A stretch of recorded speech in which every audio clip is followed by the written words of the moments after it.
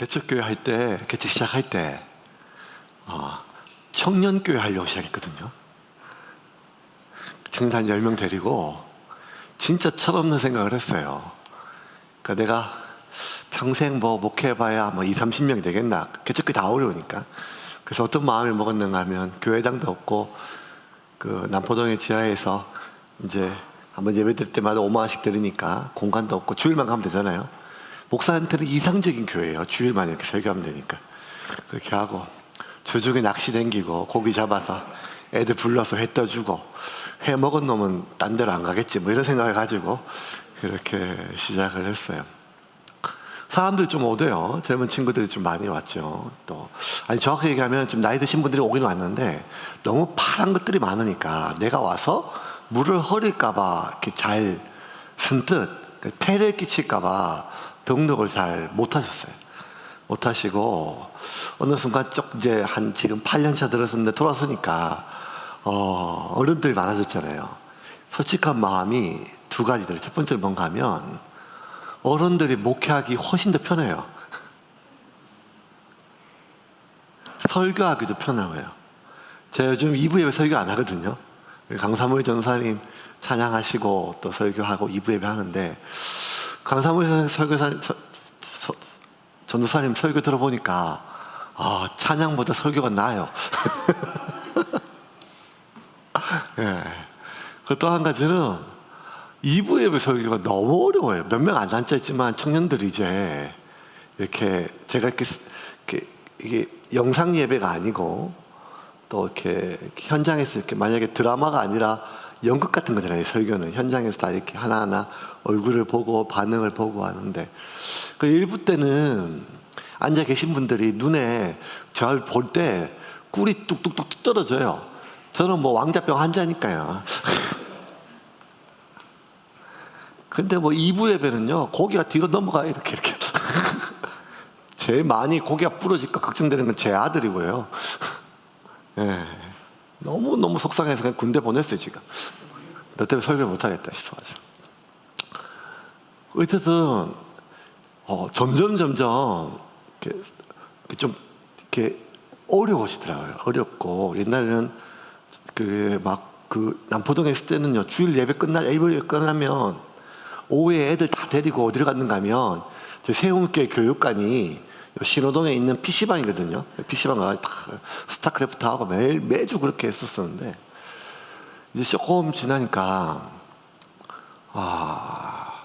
거기 잘 안 맞더라고요. 안 맞고 그리고 점점 이렇게 어쨌든 제가 잘 공감하고 잘 이해하는 세대인데 잘 모르겠어요. 설교를 하면서도 이 설교가 지금 이 친구들한테 무슨 의미가 있지?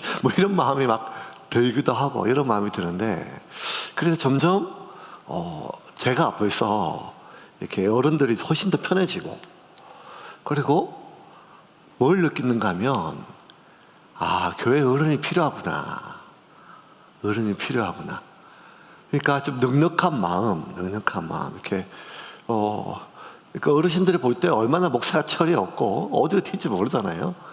입댈 게 한두 가지가 아닌데 제가 다 알죠. 그런데 그거 다 허물을 덮어주시고 이렇게 진짜 어른의 마음으로 이렇게 품어주는 게 그게 저한테 너무 도움이 됐어요. 너무 도움이 되고 안 그러면 입을 대기 시작하고 뭐라 얘기하기 시작하면 주눅되기 참 쉬운 성격인데 그게 아니라 뭐든지 목사님 원하신 대로 하십시오. 목사님 원하시는 대로 하십시오.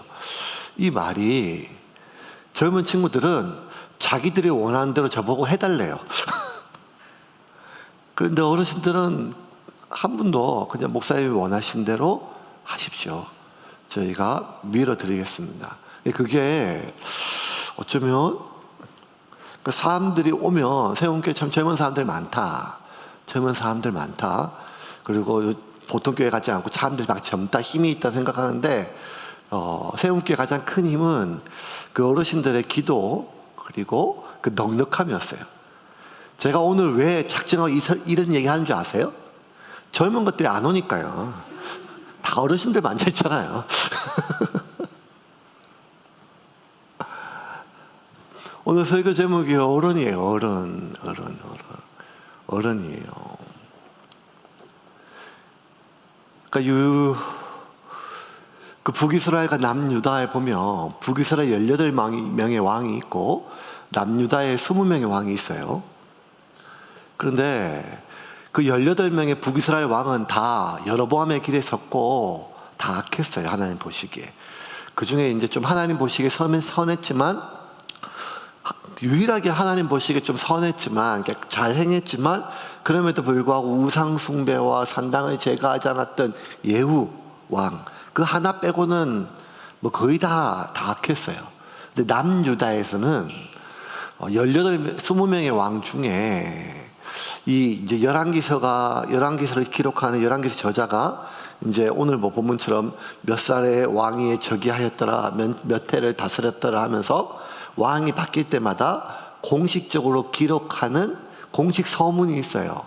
공식 서문에 있어서 그 왕이 선왕이었는지 아니면 악한 왕이었는지를 결정하는 이 열왕기서 기자의 독특한 관점이 있어요. 3가지 관점이 있어요. 중요한 덕목.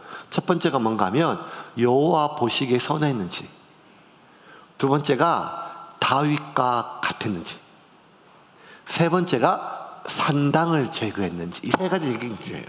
열왕기서를 읽을 때 왕들이 총 38명의 왕이 나오잖아요. 남유다 북이스라엘 중에서 이제 이 3가지 원칙이 굉장히 중요해요. 여호와 보시기에 선은 정직했는지, 다윗과 마음이 같았는지, 그리고 산당을 제거했는지. 그런 기준을 봤을 때 북이스라엘 뭐 이렇게 더 이상 이렇게 말할 것도 없고, 남유다 왕들도 북이스라엘에 비해서 그렇게 깨끗하거나 신앙적인 왕이었다고 하기에도 좀 부족해요. 그래서 20명의 왕 중에 한 12명 정도의 왕은 여호와 보시기에 정직하지 않았어요. 다윗의 길에도 서지 않았고, 오히려 북쪽의 여로보암의 길에 선 왕이 더 많았고, 산당은 더욱더 제거하지 않았죠. 그러니까 20명 중에 한 60%, 12명이 그렇게 악했어요. 그런데 그 중에 또 한 6명 정도는 여호와 하나님 보시기에 선했어요. 정직했어요. 그리고 이 다윗의 길에 섰어요. 그런데 산당을 제거하지 못했어요. 제거하지 않은 것이 아니라 제거하지 못했어요. 왜냐하면 이 산당을 제거하는 것은 정치적 생명을 걸어야 되는 일이에요. 이 민심들이 일어나거든요. 자신들 어떤 우상숭배가 깊이 있게 들어왔고, 그 우상, 특별히 바알과 아세라와 관련된 많은 것들은 자신의 경제와 관련됐기 때문에 먹고 사는 문제에 있어서는 용서가 없거든요. 그래서 가급적 하나님 보시기에 정직했고, 그리고 다윗과 마음이 합하였음에도 불구하고 산당을 제거하지 못한 왕이 6명이에요. 그러면 유일하게 단 2명만이, 북이스라엘 18명, 남유다 20명, 38명 왕 중에 유일하게 딱 2명이 이 열왕기서의 기자가 이 책정했던 중요한 덕목에 맞아요. 하나님 보시기에 정직했고, 여호와 하나님 보시기에 정직했고, 다윗과 마음이 합했고, 목숨을 걸고 정권의 생명을 걸고 산당을 제거했던 왕. 그게 누군가 하면 제13대 왕 히스기야 왕이에요. 그리고 오늘 본문에 제10대 16대 왕 요시야 왕. 요 2가지, 요 2왕은 꼭 기억하세요. 우리 다윗, 솔로몬은 기억하는데, 특별히 하나님 보시기에 선했고, 다윗과 마음이 합했고, 산당까지 제거했던 것. 이거는 히스기야 왕과 요시야 왕이에요. 그러니까 이 열왕기서 저자가 인정했던 유일한 선한 왕, 이스라엘 1000년의 역사 가운데 이 수십 명의 왕이 있었지만 어른다운 어른이 없었어요. 그런데 그 1000년의 역사 가운데, 이스라엘 역사 가운데 가장 참된 어른 누구였는가 하면 다윗, 그리고 히스기야, 그리고 요시야 왕이에요. 이 요시야 왕이 16대 왕으로 등극을 하게 됩니다. 그런 관점에서 오늘 본문을 좀 봅시다. 1절과 2절 같이 읽겠습니다. 요시야가 왕위에 오를 때에 나이가 8세라. 예루살렘에서 31년간 다스리니라. 그의 어머니의 이름은 여디다요 보스가 나다야의 딸이더라. 요시야가 여호와 보시기에 정직히 행하여 그의 조상 다윗의 모든 길로 행하고 좌우로 치우치지 아니하였더라. 자, 요시아가 여호와 앞에 정직했죠. 그리고 조상 다윗의 모든 길을 행하고 좌우로 치우치지 아니하였어요. 그리고 뒤에 이제 이렇게 요시아가 그렇게 인정받을 수 있는, 근데 요시아는 참 신기해요. 왜냐하면 그 선왕이었던 히스기야가 죽고 공교롭게도 아이러니하게 이 히스기야 아들 므낫세가 남유다와 북이스라엘 통틀어 최고로 악한 왕이었어요. 자기 아들을 산처로 이방신에게 태우고 예루살렘에다가 막 산당을 짓고, 심지어 이 므낫세의 아들 아몬은 하나님의 거룩한 성전, 이 솔로몬의 성전, 예루살렘 성전 안에다가 1월 성신에 대한 제단을 쌓았어요. 그리고 아세라상을, 남근상을 세웠어요. 단순히 이방 신상이 아니라 여호와 하나님의 아내신으로 아세라 신상을 세웠으니 그냥 여호와 하나님을 바알 신으로 만든 거예요. 그러니까 이 아몬은 넘지 말아야 될 선을 넘었죠. 그런데 이 요시아가 이 아몬의 그 다음이에요. 그러니까 요시아 같은 사람이 날 수가 없어요. 근데 은혜인지 모르겠지만 이 요시아가 8살 때 죽었어요. 그랬으니까 이제 왕이 되었으니까 요시아가 이제 잘 다스렸겠죠. 그러면 요시아 왕이 선왕이고 참 이스라엘의 참된 어른일 수 있었던 여러 가지 많은 일들이 있을 건데, 오늘 본문에는 가장 중요하게 성전 수리에 대해서, 이 두 대에 걸쳐서 므낫세와 아몬에 걸쳐서 성전이 완전히 개판이 됐을 거 아니에요. 그래서 성전 수리를 다시 명해요. 근데 이름 비슷한 왕이 또 있어요. 요시아 말고 요아스라고 있어요. 요아스. 여러분 기억나세요? 저도 기억이 안 나는데, 여러분 설교를 한 저도 잘 기억이 안 나는데 알겠어요? 제가 요아스 설교할 때 자꾸 요시아라 발음했고 집에 가서 되게 혼났거든요. 당신 왜 자꾸 요시아라 그러냐고. 근데 이 요아스하고 요시아하고 비슷해요. 둘 다 성전 수리를 명령해요. 예, 이름도 비슷하고 했던 흔적이 있는데, 이 요시아가 성전 수리를 명령합니다. 3절부터 5절까지 같이 읽겠습니다. 요시야 왕 18째 해에 왕이 무술람의 손자 아살리아의 아들 서기관 사반을 여호와의 성전에 보내며 이르되, 너는 대제사장 힐기야에게 올라가서 백성이 여호와의 성전에 드린 은 곧 문지킨 자가 수납한 은을 계산하여 여호와의 성전을 맡은 감독자의 손에 넘겨 그들이 여호와의 성전에 있는 작업자에게 주어 성전에 부서진 것을 수리하게 하되. 그러니까 성전세가 이제 성전 세금이었거든요. 성전 세금이었고, 그래서 그 교회에 있는 돈을 이제 다 주어서 성전을 수리하게. 그 말은 뭔가 하면 지금까지 그 돈이 온갖 다른 데 쓰였다는 거죠. 이 종교 지도자들과 다 나눠 먹고, 그 성전을 돌보는 일에 성전이 완전히 그냥 다 무너지고 회파되었고, 그리고 다 제대로 유지가 안 되었죠. 그래서 성전을 수리하려고 명령을 해서 그 돈을 투명하게 다 맡기고, 그리고 그래서 이렇게 목수는 목수한테, 그 다음에 돌 가꾸는 석공한테 돈을 다 주고, 중요한 단어가 하나 나와요. 그 돈을 회개하지 않았다는 거예요. 감사하지 않았다는 거예요. 왜? 믿었다는 거죠. 그만큼 믿고 그 사람들을 할 수 있도록, 실무자가 할 수 있도록 그렇게 편하게 다 일을 잘 맡겼어요. 그래서 공사가 잘 진행하다 보는데, 아니 어느 한 구석에 이 율법책이 발견이 된 거예요. 8절입니다. 같이 읽겠습니다. 대제사장 힐기야가 서기관 사반에게 이르되, 내가 여호와의 성전에서 율법책을 발견하였노라 하고 힐기야가 그 책을 사반에게 주니 사반이 읽으니라. 아니 웃기죠. 아니 성전에서 율법책 나온 게 무슨 대단한 걸, 교회에서 성경 나오는 게 불경이 나온 것도 아니고 달마도가 나온 것도 아닌데, 근데 이게 발견됐다는 거예요. 발견이라는 말 자체가 무슨 말인가 하면, 이 요시아 이전에 아몬과 그 이전에 므낫세 되게 오래 다스렸거든요. 그 기나긴 세월 동안 여호와의 신앙이 온전히 보존되지 못한 거예요. 성전 안에 아세라 신상을 세울 정도니까 이거 말 다 한 거 아니겠어요? 그러니 어떤 이 제사장이 그 하나님의 말씀, 율법책, 하나님의 말씀을, 그러니까 지금처럼 이런 책이 아니라 두루마리죠, 두루마리. 그리고 모세오경이에요. 모세오경. 그 율법을 회파되고 없어지는 것을 막기 위해서 어디 잘 감춰놓은 거죠.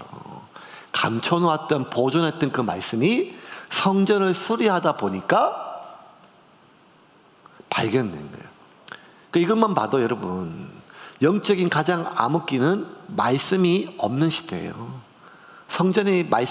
성전에조차 말씀이 온전히 보존되지 못하고 감춰져야 될 정도면 일반 백성들에게 그 말씀이 제대로 읽혀지고 훈련될 리가 없겠죠. 그러니 이스라엘의 남유다의 가장 어두운 시기가 바로 언젠가 하면 하나님의 말씀이 감추어진 시대예요. 근데 그 말씀이 성전을 수리하다가 발견됐어요. 발견돼서 그 제사장이 발견된 말씀을 가지고, 두루마리를 가지고 왕에게 갖다 주라고 보고를 한 거예요. 가장 중요한 건 하나님 말씀이다. 하나님 말씀. 근데 신기하죠? 성전이란 것은 여호와 하나님께 예배하는 거잖아요. 그러니까 계속 번제와 제사는 있었단 말이에요. 심지어 헌금이나 세금도 거뒀다면, 성전 헌금도 했단 말이에요. 사람들이 와서 제사 지내고 번제도 드리고 여호와 하나님께 예배도 드렸단 말이에요. 그런데 말씀과 상관없이 했단 말이에요. 각기 자기 속이는 옳은 대로. 여러분, 이게 종교의 타락이에요. 종교의 타락은 하나님이 원하는 방식으로 예배 드려지는 것이 아니라 자기들이 원하는 방식으로, 말씀에 비추어서가 아니라 자기들이 좋은 대로. 그러니까 지난 수십 년간 그렇게 말씀 하나 없이, 말씀 한 구절 없이 그냥 자기들이 원하는 방식으로 온갖 이방의 방법으로 그렇게 제사와 예배와 여호와께 드려지는 모든 것들이 진행됐음에도 불구하고 사람들이 별 문제를 못 느꼈어요. 이게 위기였죠.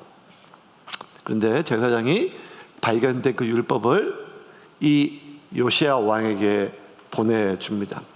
요시야 왕이 그 말씀을 읽게 하였어요. 말씀을 읽어보아라. 말씀을 하나하나 다 들었어요. 근데 말씀을 한참 듣다가 요시야가 너무 기가 막히고 통곡을 하면서, 옷을 찢으면서 통곡을 하면서 억장이 무너졌어요. 요시야는 태어나서 처음으로 하나님의 말씀을 들은 거예요. 이것도 신기하죠. 지금 요시야가 왕이 된 지 18년이에요. 이스라엘에서 북이스라엘 날 천년 동안 가장, 다윗 빼고 히스기야 다음으로 성군이었고 하나님 보시기에 정직하였고 말씀대로 행했던, 다윗의 길에 서 있던 상인데, 태어나서 26살이 되도록 처음으로 하나님 말씀을 들은 거예요. 듣자 첫 반응이 뭐였는가 하면 통곡을 하고 가슴을 찢고 옷을 찢었어요. 10절과 11절 같이 읽겠습니다. 또 서기관 사반이 왕에게 말하여 이르되 제사장 hil기야가 내게 책을 주더이다 하고, 사반이 왕의 앞에서 읽음에 왕이 율법책의 말을 듣자 곧 그의 옷을 찢으니라. 창세기부터 쭉 읽었겠죠. 온종일 읽었을 것입니다. 출애굽기, 레위기, 민수기, 신명기 쭉 넘어가면서 이 백성이 어떻게 시작하였고, 출애굽 당시 애굽의 종되었던 우리가 어떻게 이스라엘 민족이 되었고, 시내산에서 하나님께서 그들을 어떻게 먹이시고 눈동자같이 보호하시며 지금까지 어떻게 지속되었고, 처음부터 너희는 내 백성이고 나는 너희 하나님이다. 너는 내 말을 지키고 나는 너희들을 보호할 것이다. 내가 너희들을 먹인다. 내가 너희들을 보호하고 인도한다. 그러니 너희들은 내 말을 따라라. 그렇지 않으면 이런 저주가 있을 것이다. 이런 어려움이 있을 것이다. 그 말을 다 읽어보니까 너무 기가 막히는 거예요. 지금 자기가 다스리고 있는 이 남유다 땅에 하나님의 이름으로 세워진 북이스라엘 망하고, 하나님의 이름으로 세워져서 천년 동안 지속되어지고 있는 이 나라의 백성들의 모든 삶이 하나님이 이 나라를 시작할 때 세웠던 모든 언약과 반대대로 가는 거예요. 그래서 하나님의 심판이, 그 성경에 기록한, 율법에 기록한 심판이 오늘 지금 당장 임해도 하나도 부족함이 없는 거예요.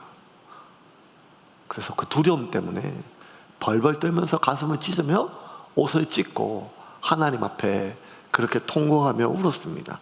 12절과 13절 같이 읽겠습니다.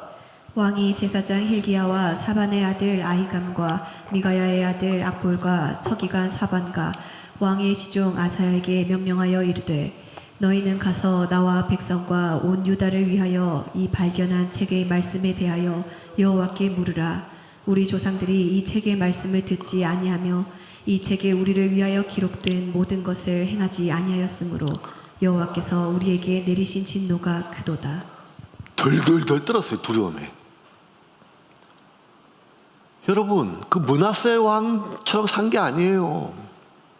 아몬 왕처럼 산 것도 아니에요.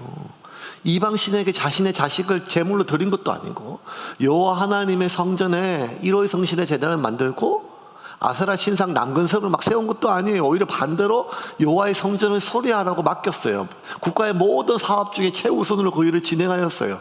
그랬는데 천년 역사 가운데 40명의 왕들 가운데 어쩌면 가장 깨끗한 왕이고 하나님 보시기에 정직했고 그리고 목숨 걸고 신앙을 지키기 위해 싸웠던 왕인데, 그랬던 요시야 왕이 하나님 말씀에게 비춰지니까 어떻게 했는가 하면 첫 번째 반응은 벌벌벌 떨었다는 거예요.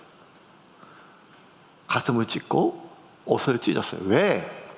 빛이 비치면 어둠이 드러나요. 빛이 비치면 어둠이 드러나요. 하나님은 빛이거든요. 이사야가 성전에서 하나님을 직접 본 것도 아니고 하나님의 스치고 지나가는 임재의 흔적이었어요. 하나님의 임재의 흔적만 봐도 이사야가 했던 첫 번째 말은 화로 내가 망하게 되었다는 거예요. 그러니까 여러분, 거룩하신 하나님의 임재 속에 그 빛이 비치면요 반드시 어둠은 드러나요. 어둠은 드러나요. 여러분 사진 찍으면 여러분 얼굴 다 확대 안 하잖아요. 이렇게 다들 어플 통해가지고 이렇게 피부도 이것도 갸름하게 만들고 피부톤도 밝게 만들잖아요. 참 잘해요. 민낯도 화장으로 밝게 만들고 사진도 그렇게 하고. 빛이 비치면 어둠이 드러나요. 하나님의 말씀에 앞에 서면 우리의 죄악이 드러납니다. 그런데 우리가 이 세상에 죄악된 세상에 살면서 하나님 말씀대로 살기 위하여 몸부림치고 있지도 않으면서도 마음이 너무 평안하고 태평하다면 둘 중에 하나예요. 그건 뭔가 하면 첫 번째는요, 사탄의 보호를 받고 있기 때문에 사단조차 건드리지 않고 그냥 배려해 주는 거예요. 얘는 우리한테 아무런 해를 미치지 않는다. 미치지 않는다. 두 번째는 말씀을 가까이 하지 않기 때문이에요. 아니 나 성경 1독반인데요. 성경 2독반인데요. 큐티하는데요. 아니요. 그 말씀을 나를 위로하는 말씀으로 내가 듣고 싶은 말씀만, 그렇지 않은 것들은 흘려보내고 버리고 잊어버리는 그 말씀들. 말씀이 비치면, 빛이 비치면 반드시 어둠이 드러난답니다. 그래서 여러분, 요아스가 하나님의 말씀을 들었을 때, 그걸 읽었을 때 그의 첫 번째 반응은 두려움에 떨고 가슴을 찢고 옷을 찢으면서 하나님 앞에 통곡을 하며 돌아섰어요. 이게 요아스의 가장 큰 덕목이었어요. 그게 뭔가 하면 받아들임이었어요. 뭘 받아들이는가 하면 자신이 지금 잘못 살았다는 거잖아요. 자신이 틀렸다는 거잖아요. 내가. 여러분요, 누가 나의 틀림을 얘기하면요, 네가 잘못했다고 지적하면요, 이거 받아들이기 보통 어려운 게 아니에요. 보통 어떻게 되는가 하면 부정해요. 너 잘 몰라서 그러는데 네가 나를 알아? 야, 네가 들은 말이야? 아니야. 여러분, 부정하기가 쉬워요, 인정하기가 쉬워요? 부정하기가 훨씬 더 쉬워요. 왜냐하면 인정하면 더 아프기 때문이에요. 나는 그런 사람이 아니야. 나는 그런 상태가 아니야. 야, 우리가 아니야. 아니 왜 나를 그렇게 생각해? 이게 훨씬 더 우리의 본능에 가깝지 않습니까? 그런데 여러분, 어른은 어떤 사람이 어른인가 하면 그런 얘기 들으면 기분 좋은 사람 아무도 없어요. 다 기분이 나쁘죠. 감정이 상해요. 근데 어느 순간 좀 시간이 조금 지나고 하루나 이틀 지나면 좀 당황이 떨어지고 마음이 감정이 좀 사그러들면 그걸 받아들이는 게 어른이란 말이에요. 받아들여. 그래, 그럴 수도 있겠다. 그렇게 생각할 수도 있겠다는 거예요. 왜? 그 사람이 그렇게 생각한다고 그걸 인정한다고 내가 그런 사람이 되는 건 아니란 말이에요. 이게 되게 중요해요. 여러분 아시겠죠? 우리가 왜 그렇게 악을 빠락빠락 쓰고 나의 옳음을 내가 틀리지 않았음을 오히려 네가 오해했음을 네가 틀렸음을 밝히려고 하는가 하면 그걸 인정하는 순간 내가 나쁜 사람이 되니까 내가 잘못 산 게 되니까 그게 아니라는 거예요. 그게 아니라는 거예요. 넉넉하신 할머니들 보면요, 손주들이나 뭐 조금 손주들 좀 커가지고 바락바락 대들고 얘기하면 알았어 할미가 잘못했어 할미가 잘못했어. 여러분, 어떤 교회가 어른이 많은가 하면 그래 내가 잘못했어 이게 많은 게 어른이에요. 이게 어른이에요. 젊은 것들은 절대 안 그래요. 잘못했어 하는 순간 법적으로 책임을 져야 되니까. 그래서 어떤 가정이 어른이 많은가 하면 자신이 잘못했다고 하는 사람이 어른인 거예요. 내가 잘못했다. 내가 잘못했다. 내가 잘못했다. 이게 어른이란 말이에요. 그 사회가 온통 비난만 있는 거예요. 비난만. 온통 사회가. 젊은이는 늙은이에게, 늙은이는 젊은이에게, 왼쪽은 오른쪽에, 오른쪽은 왼쪽에게 온갖 비난만 있지 내 잘못을 인정한 사람이 하나도 없어요. 그런데 여러분,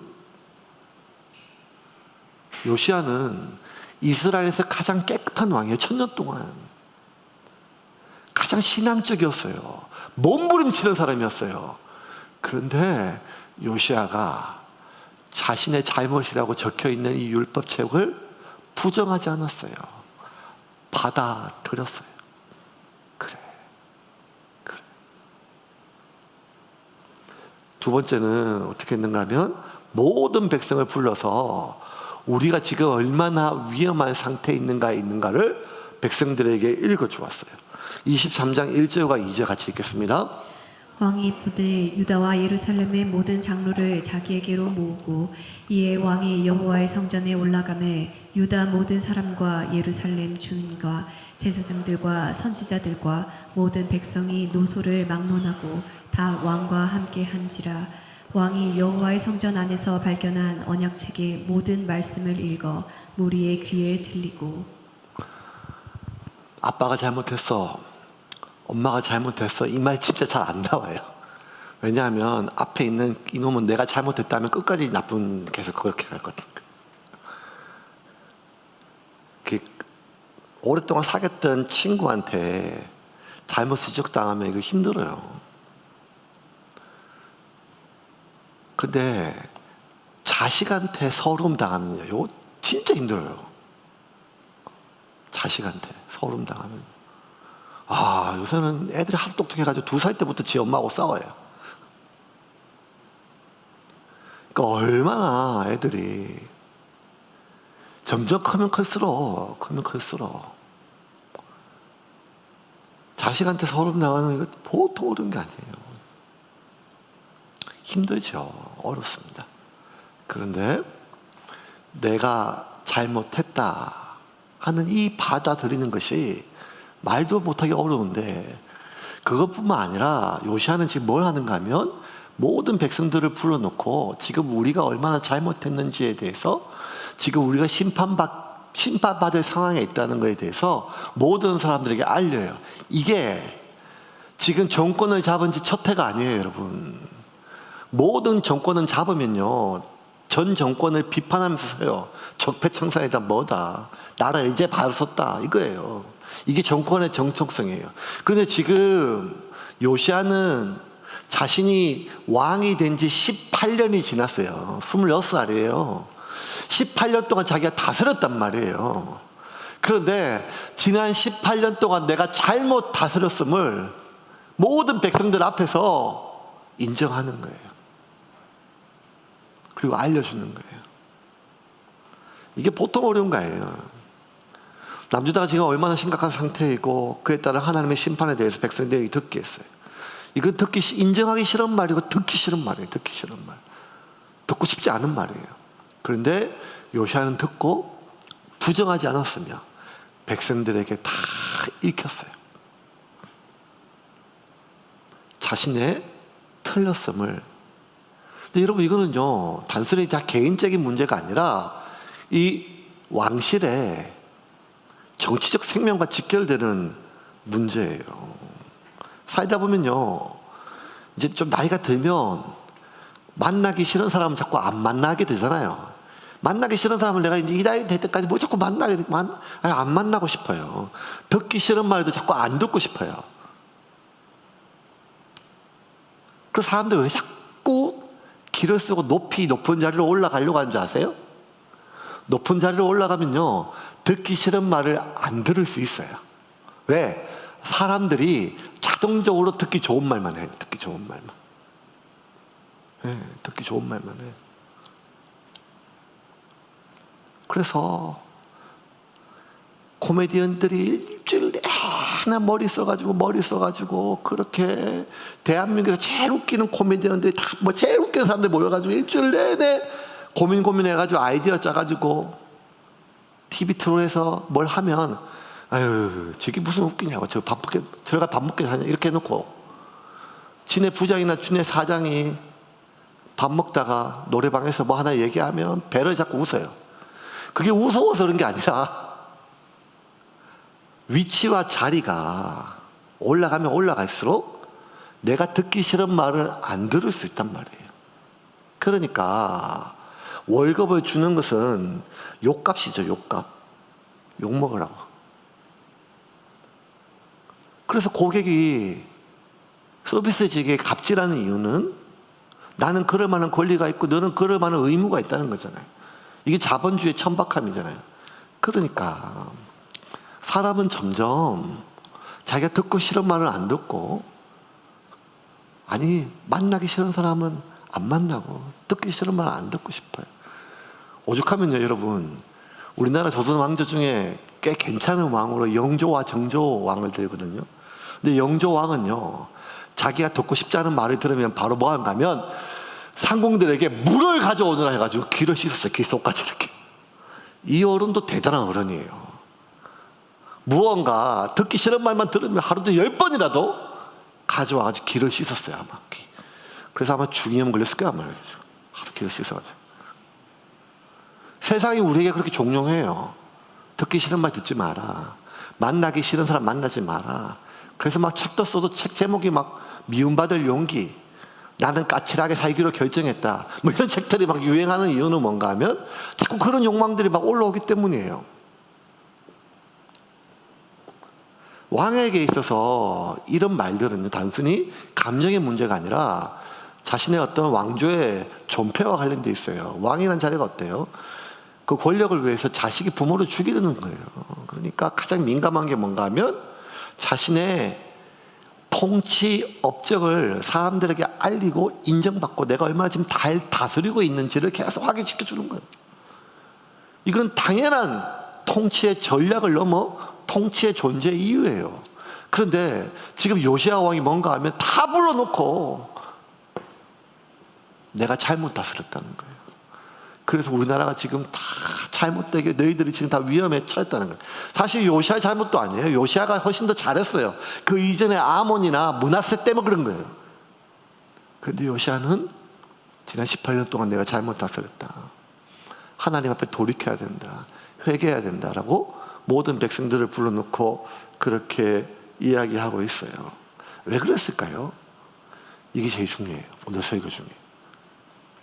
이렇게 하면 왕의 지지율이 떨어져요. 자기가 틀린 것이 되고 자기가 나쁜 사람이 되고 자기가 잘못한 게 돼요. 백성들 앞에. 내가 내 자신을 그렇게 여기는 것도 힘든데 사람들에게 그렇게 인정하는 건 더 힘든 거예요. 그런데 요시아가 백성들에게 이렇게 한 이유는 하나밖에 없어요. 요시아 역시 백성들의 인정을 받고 싶죠. 요시아 역시 자기가 얼마나 잘 다스리고 있는지 확인받고 싶어요. 이거 당연한 거예요. 그런데 요시아에게 있어서 더 중요한 건 뭔가 하면 백성들의 인정을 받는 것보다 더 중요한 것은 백성들의 안위예요. 백성들의 마음을 얻는 것보다 더 중요한 것은 백성들이 하나님의 올바른 길로 보호받는 거예요. 그렇기에 요시야 왕은 자신의 잘못을 인정하고 모든 백성들 앞에서 자신의 잘못을 사람들에게 다 공론한 뒤에, 우리의 잘못임을 공론한 뒤에 이 모든 백성들이 다른 방향으로 가기를 지금 최선을 다해서 온몸으로 가는 거죠. 여러분, 이거는요, 백성들을 여론의 대상, 민심의 대상이 아니라 자신이 돌봐야 될 자식으로 보지 않고는 어려워요, 이게. 그래서 여러분, 요시아가 어른이라는 거예요. 지금 26살 청년이에요. 8살에 왕이 돼서 겨우 18년간 다스렸어요. 18년 긴 세월치는 보지만 그래봤자 26살의 청년인데, 이 26살의 청년이 이스라엘 통틀어서 그 어떤 사람보다 어른이라는 거예요. 그게 뭔가 하면 나에 대한 너의 태도보다 더 중요한 것은 너의 상태라는 거예요. 너의 상태. 우리는 나에 대한 너의 태도가 바뀌면 그냥 잘라버리고 싶어요. 직장 상사, 내 직원이 그러면, 친구가 그러면, 아랫사람이 되려면. 근데 그게 아니라는 거예요. 나한테 중요한 건 나의 명예, 내가 얼마나 잘 다스리고 있는지, 내가 옳음, 이것도 있지만 그것보다 더 중요한 것은 너의 상태라는 거예요. 근데 이게 반대가 되면 어른이 아니라는 거예요. 그가 왕이라도, 그가 목사라도, 그가 부모라 할지라도 너 태도가 뭐야 이게?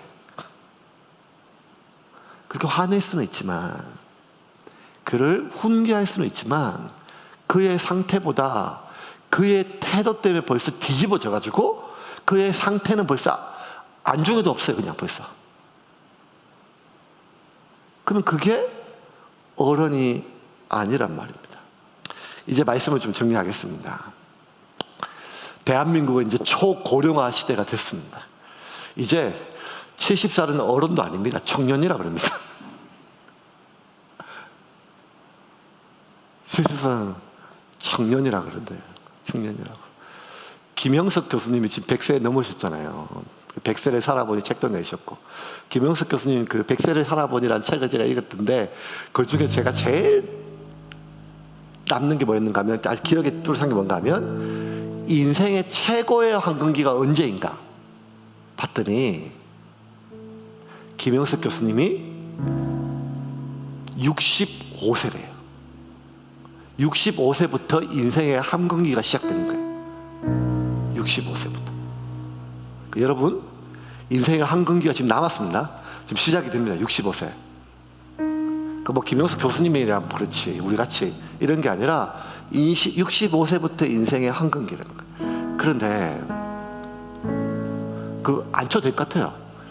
애경이 안 치니까 안 치는 게 나은 것 같아요. 네, 됐어. 제가 그 말씀을 한번 성부로 걸어볼게요. 뭐가 어른인가? 점점 고령화 시대가 됐죠. 70, 80, 90, 100세. 이제 젊은이보다 어른들이 훨씬 더 많은 시대가 됐어요. 점점 더 많아요. 그런데 진짜 어른을 찾기 힘든 시대가 되었다는 거예요. 왜? 내가 잘못했다 라고 말하는 어른이 없어졌다는 거예요. 나에 대한 태도가 중요하지 그의 상태가 중요한 게 아니란 말이에요. 어른 대접을 못 받아서, 윗사람의 대접을 못 받아서 내가 네 부모야. 내가 네 애비야. 내가 네 엄마라니까. 내가 네 목사야. 내가 대통령이다. 이것만 있지. 그 사람의 상태가 걱정되지 않는다는 거예요. 이것이 위기라는 것입니다. 사랑하는 세움교회 성도 여러분, 여러분이 지금까지 세움교회 오셔서 부족한 저를 어른 대접해 주셨습니다. 목사 대접해 주시고, 그거 너무 귀한 거예요. 그래서 교회가 여기까지 왔습니다. 이제 제가 여러분에게 간절히 부탁하는 것은 여러분들이 이 교회의 어른이 되어 주시기를 주님의 이름으로 축원합니다. 그게 권사가 되고, 그게 어른이 되고, 나이가 많고 직책을 맡은 이것이 아니라, 그가 몇 살이든지 간에 내 잘못을 부정하는 것이 아니라, 죽어도 내가 잘못했음을 인정하지 못했어가 아니라, 상대방의 잘못했음을 밝히기 위하여 애쓰고 목 바락바락 악을 쓰는 것이 아니라, 나의 그에 대한 그 사람의 태도에 마음이 무너져서 그 사람의 상태는 안정에도 없는 것이 아니라, 그래, 내 잘못이다, 미안하다, 져줄 줄 아는 사람, 지는 사람이 많은 사람, 하지만 내가 잘못했지만 네가 걱정됨을 마음을 전할 수 있는 사람, 그런 사람이 점점 많아질 때 하나님께서 그 사회를 사용하실 줄을 믿으시기를 바랍니다. 그게 교회가 됐으면 좋겠어요.